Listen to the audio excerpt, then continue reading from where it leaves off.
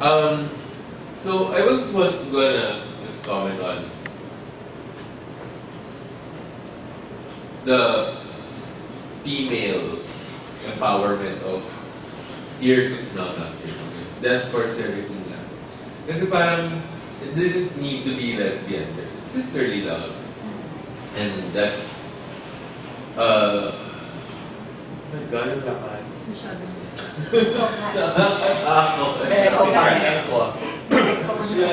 By the way, kudos ha, you made it. Uminom kayo hanggang alas 4. Buhay kayo, nandito kayo. Kaloka. Okay. My God, natatakot mo na gamitin. And then, what? So that's very difficult. Kasi, at least from a male perspective, in a very macho-leaning society, when you think of two women characters, they are usually complements to their male characters, to the male characters in the story. And one of the, I guess, identifiers to the story as being written by a woman was that they were not supplements or complements to men. They were each other's characters. And that's what I liked about that first Rafina. What I would recommend for Rayji to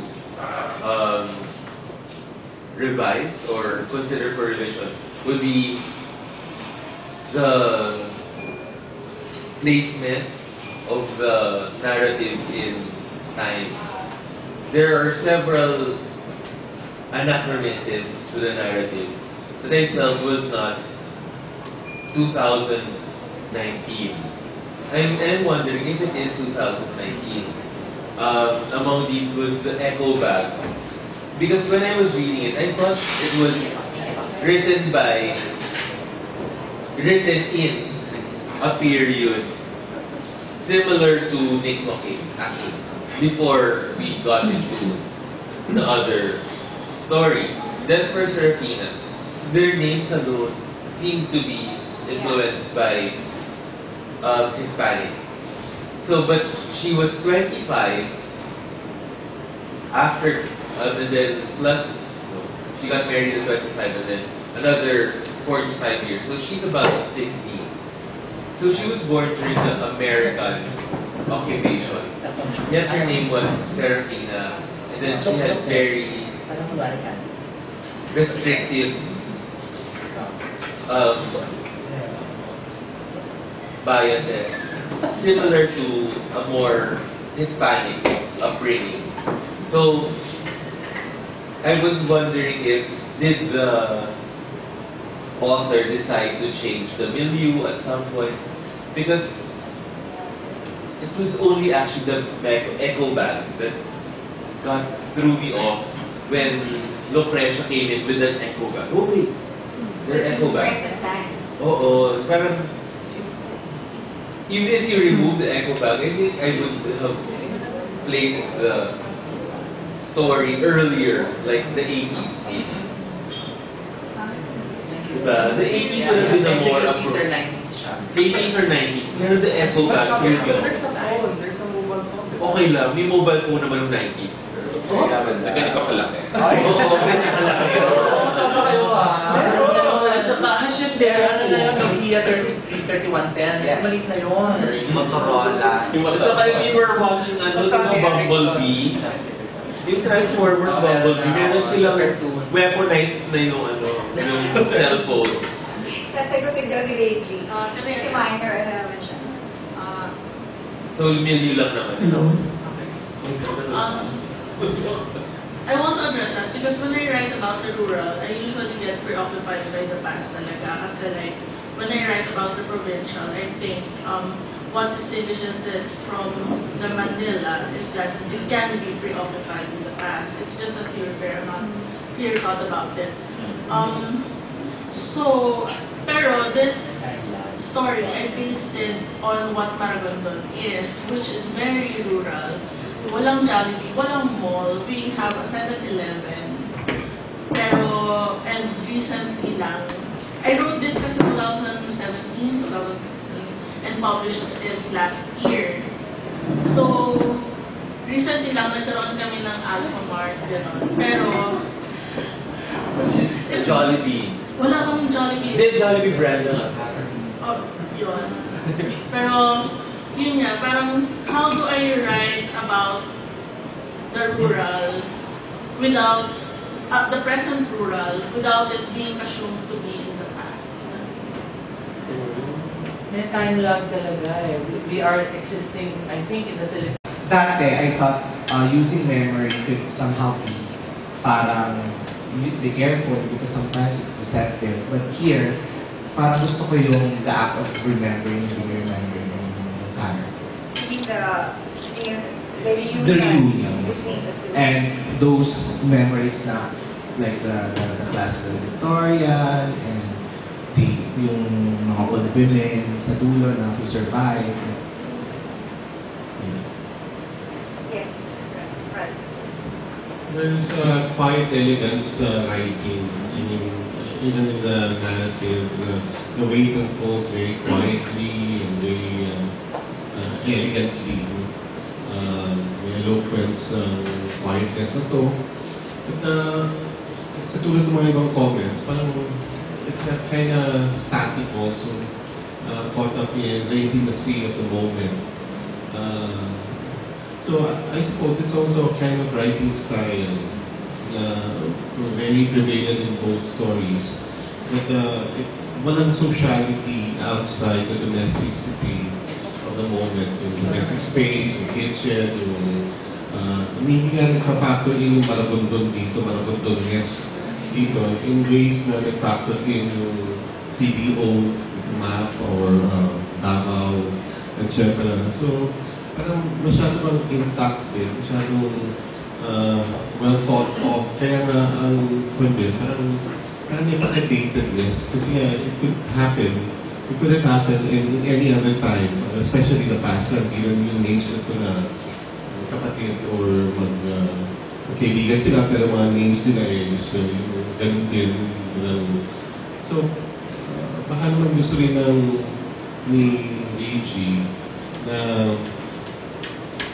more sociality din ba? I mean, in some other stories, probably not this one, because they're already neat in themselves. Pero yung parang kapag may mga bravura in terms of playing with the form, queering the form.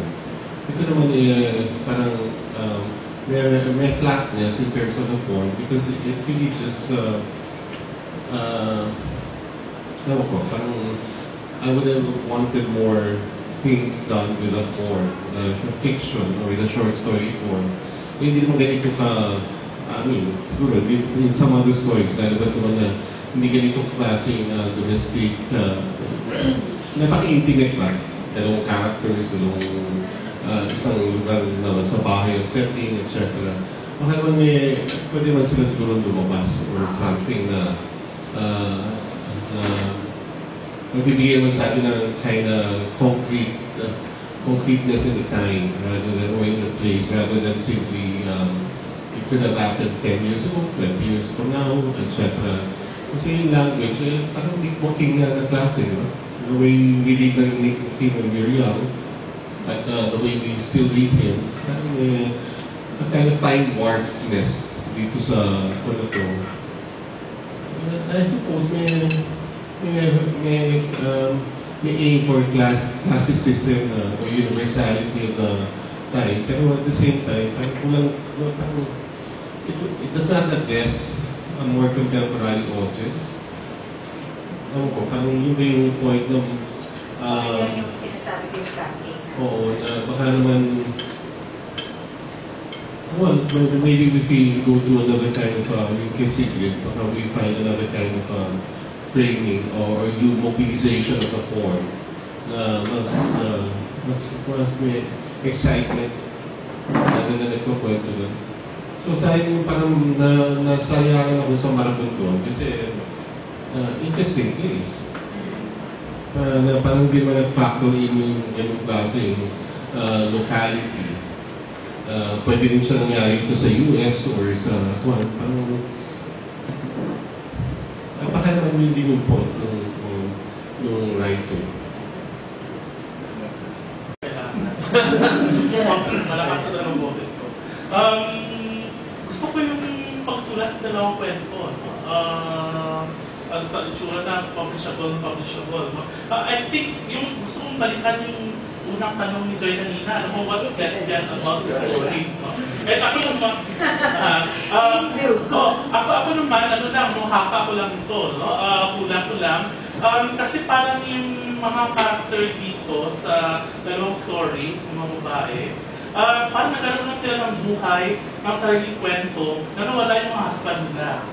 So I think yun, no? Kasi sa unang kwento, for example, Serafina, magkapatid sila, no? And then, hindi pa maganda yung relationship nila. Pero ngayon matanda na sila, wala na mga asawa nila, bigla nilang nakita yung halaga nila sa isa't isa. So kahit nag-aaway sila, kailangan pa nilang to grow together and to die, or batayan yung isa't isa, kapag sinong una sa kanila mamatay. So I think yan yung homosexual relationship, no, na una, pwede nagsimula lang talaga sa sex, no, sa laman, pero pwede siya mag-develop, no, into some kind of friendship, no, or relationship na masigit pa sa mga kapatid. No? So I think yan yung bakla o yung lesbiana sa kwento. Saka yung sinasabi ko yung mga gundol, no? Na-expect ko, akala ko, wow, mga gundol. Pero isip ko rin, baka ito yung first story na tinatawag nila, no? Kasi kung ang mga gundol, kasi history siya ng mga lalaki, no? Na Tagalog-centric, no? Na patriarchal. Ito naman, kaya siguro nasa bahay lang siya, sa kusina lang, kasi ito yung her story, no? Kailangan isulat ng mga babae yung sarili kasaysayan nila, no? Ito yung dito umiinom yung mundo nila. Naalala ko sa, may isang feminist na nagsabi na kahit yung pagbabasag lang ng tasa ay kasaysayan na. So, yung to sa isang intro sa libro. No? So baka ganun yun. No? Na, ito yung first story. Pero ba OA nagsabi? She's over. She's over. Yung pagbabasag lang ng tasa sa kusina ay kasaysayan na. O kaya premonition na may namatay. Nariyan sa base ng mga, or may burara. Hindi nga premonition eh, talagang kasaysayan. Kasi, di ba kung babae ka, yung lalo na sa patriarchal society, nung napilitan mo ng asawa, sabi ko, hindi kailangan. Oo, hindi ka mag-asawa, asawa, kung sino miswife sa pamilya. So, di ba mahalaga sa'yo yung mga bagay tulad ng sa gobyernos, no? So, pag masira yun, talagang makakadaan kung kailan nabasa. Serafina feels that she is going to follow suit, no? And so I think the main tension in the story for me is how that death wish is going to be countered. The arrival of the sister is the agency of the challenge. Because I think in the end, she, for example, she rearranged the furniture of the house. If you have been living in a house for a long time and somebody rearranges your furniture, the first time you enter that space, it looks like a new space. So it is a rebirth. No? And for me, the most powerful line in this story is the penultimate line when Lucretia was frying the ginger, and suddenly in this house that is pale, that is dark, that has no life, that is on the verge of dying, suddenly leaps to life because of the strong smell of ginger. And I thought, wow, meron na siyang objective correlative, and it's the right detail. And it's not out of place, it's natural, and it is powerful, and it says there, the reaffirmation of life is right there, without explication.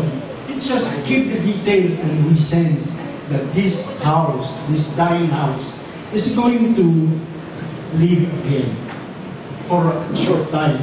Because time is time. Ultimately, time will defeat you.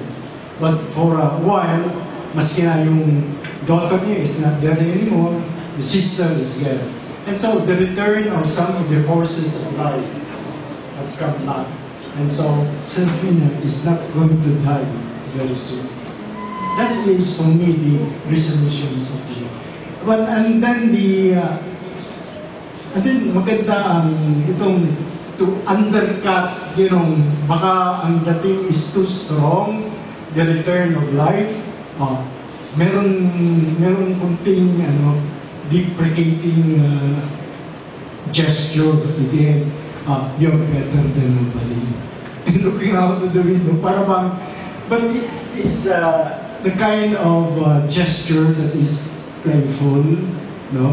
Akala mo you are trying to hurt the sister, but sisters and brothers are like that. They can be playful, they think that you are hurting them, but you are actually loving them. No? At saka yung maganda ang ganda ng story, actually, the first time I saw this, she knows. I mean, without so much of one line, bullseye, And so, if you have somebody like that, you better encourage the writer because this is only the beginning and marami pang magagawa. So, thank you very much for this story. I like the other story too. But by the way, I don't know about the sisterly love as a first stage or early stage of lesbian. I don't know about that. But anyway, siguro innocent siguro. Brothers and sisters, when you were kids, you sometimes play sexual games, di ba? I don't know. Why am I trying to solicit affirmation from you? I mean, kids are kids. They are going to explore themselves. And so, they might not think of ito, lesbian love or gay love. They were just playing with themselves. No names. Because they are not up to that point yet. They don't know sin, they don't know. They just do it. Alright. So I would not like to force the issue about including the sense of possible lesbian. Because I think the story itself is already, for me, is already competent. Yeah, we were just trying to show that the lesbian love is not necessarily a sexual love. And also, at least the writer is clearly interested in the stories of women. And that's very, very good. I mean, that's something we would like to encourage. Siguro bago maubos yung oras natin, just some matters of craft. Kasi hiningi ko na kay Rayji yung story na Here Come the Women para sa tingle. Kaya sabi ko, parang pwede konting revision. Konti lang. Kasi ang sa akin, maganda, syempre, kasi nga ipapublish na natin. I just wondered about the sudden change in the father. Medyo nabigla ako, parang hindi, anong nagbunsod doon sa pagbabago ng feelings ng tatay towards her, na suddenly on page 99, I realized last night actually that we, your mother and I, failed you. And then suddenly, go do whatever you want. Befriend Amanda, Chene. So hindi ko alam kung saan galing yung realization ng tatay. Obviously, this is not the story of the tatay, so hindi kailangan pahabain ng gusto yung epiphanic moment niya na I'm going to forgive you for all your failings. I suddenly realized that we failed you. Parang hindi ko alam kung ano yung necessity ng paglagay ng realization or ng reconciliation with the father. Could the story be told without having to draw attention to the reconciliation between the father and Emilia? So, or if you feel na kailangan talaga yung reconciliation na yun bago ma-empower si Emilia to kiss Amanda, kailangan siyang, para sa akin, lagyan pa ng konti pang motivation para maintindihan ko na hindi ito magical moment of reconciliation between father and daughter. Kasi I think sa mga families, I think the less, I don't know about the men, but importante talaga sa lesbian yung eventually ma-accept siguro ng parents na yun yung choice nila. Although, I don't know if that's the aim of this particular scene. So it's something that the writer can explore in the revision. The other thing that I felt was a little too sudden was the kiss itself. Na medyo parang it feels for me a little parang again yung sa Binisaya na gipugos, no? Parang it's kind of tacked on. It feels tacked on to me na parang because it's a summer solstice reference, therefore there has to be a kiss. Yung parang kasi doon sa original, halikan may paa. Ito, kailangan may kissing scene dahil dun sa reference, the allusion to summer solstice. But I feel like the kiss between the women needs to be prepared for, na parang doon parang earlier on in the story, gusto ko nararamdaman ko ng tingle. Gusto ko nararamdaman ko yung nagtitingle siya.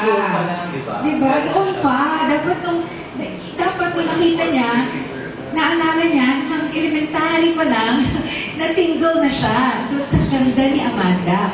Kasi dito, sa early on, sa page 99 pa lang niya sinabi na Amanda stood out, how beautiful she was. Ang layo. Yung parang gusto kong makita na, siguro sa akin, bilang lesbian reader, na yung earliest ko talaga ng mga tingle, doon talaga doon sa elementary. Kasi nakakita ako ng pagkaganda-gandang classmate. Hindi ko maintindihan, no? Yung attraction ko. Kasi bata pa di ba? So, you don't think of it as sexual, pero nararamdaman mo yung tingle. So, maputi yung legs niya, or yung maputi siya, or maganda siya. You wouldn't want it foreshadowed so visibly. Kasi you want the kiss to be somewhat of a surprise also. Merong surprise, pero huwag naman yung bigla. Saan galing, di ba? Parang sa akin gano'n ang effect niya, na parang saan galing na it just feels a little too tacked on. I need to be prepared for it. Na hindi ito random na nangyayari sa mga babae na bigla na lang naglalaplapan. Ewan ko sa mga guys, ha? Parang, before that, I'm a widow, and the next moment, laplapan. Di ba? Medyo hindi ako prepared. Kailangan ko ng konting foreplay. Ayan. Foreplay mo yung laplapan na mo. Sa babae, ano na yun? Ay talaga mga bakla.